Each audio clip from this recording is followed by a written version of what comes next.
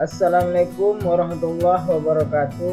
Di sini saya Aditya Farhan Alfayat akan menjelaskan tentang analisis terhadap output dari IMK pada aplikasi Gojek.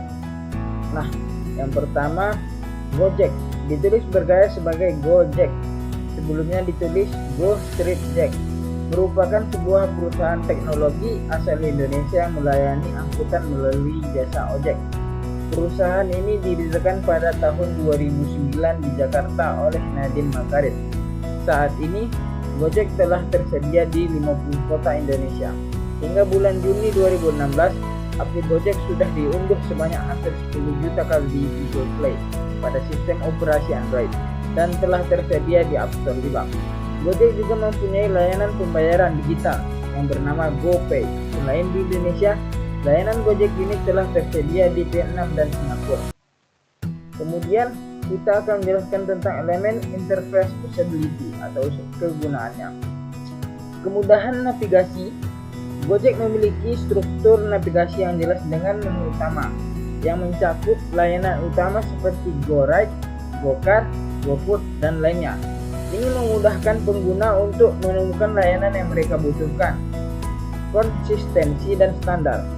Desain antarmuka konsisten di seluruh halaman, menggunakan ikon dan label yang mudah dikenali. Efisiensi pengguna dapat menyelesaikan tugas dengan cepat, misalnya memesan kendaraan atau makanan dengan beberapa klik saja. Kemudian error prevention, sistem memberikan notifikasi dan konfirmasi sebelum menyelesaikan transaksi untuk mencegah kesalahan pengguna. Nah, seperti ini tampilan awal pada Gojek.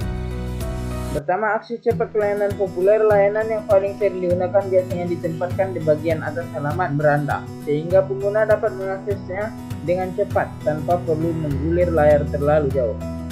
Kemudian informasi yang jelas.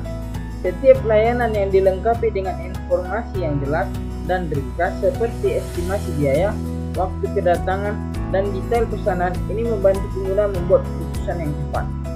Kemudian proses pemesanan yang sederhana. Proses pemesanan pada Gojek dirancang sederhana.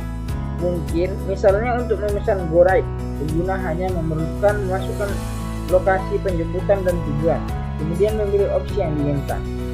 Kemudian notifikasi dan pembaruan. Gojek memberikan notifikasi real time tentang status pesanan pengguna seperti konfirmasi pemesanan, status pengiriman, dan kedatangan driver.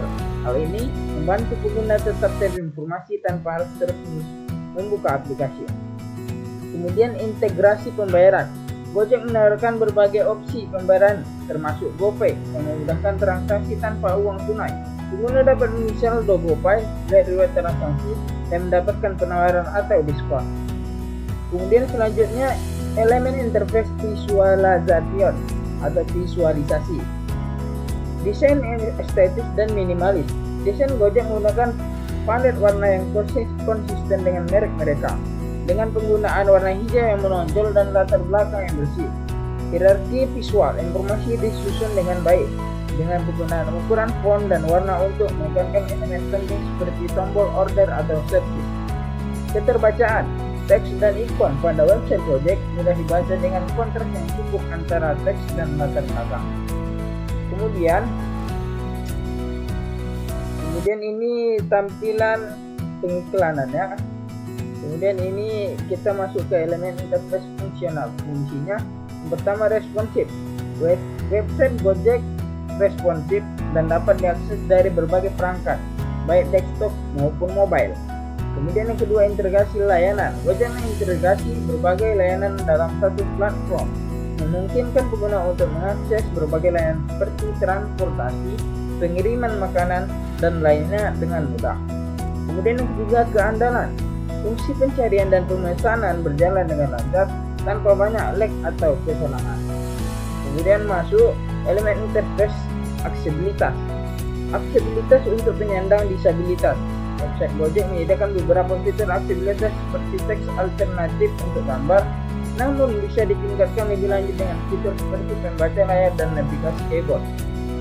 Kompatibilitas browser dan website Gojek. Kompatibel dengan berbagai browser modern. Kemudian Waktu muat halaman cukup cepat meskipun mungkin ada ruang untuk optimasi lebih lanjut. Kemudian nilai daya guna heuristik. Daya guna heuristik yang pertama, visibility of system status. Website selalu memberikan informasi real time tentang status pemesanan atau transaksi. Kemudian yang kedua, match between system and real world. Gojek menggunakan istilah dan ikon yang familiar bagi pengguna, memudahkan pemahaman. Kemudian yang ketiga, user control and freedom. Pengguna memiliki kontrol penuh untuk membatalkan atau mengedit pesanan mereka.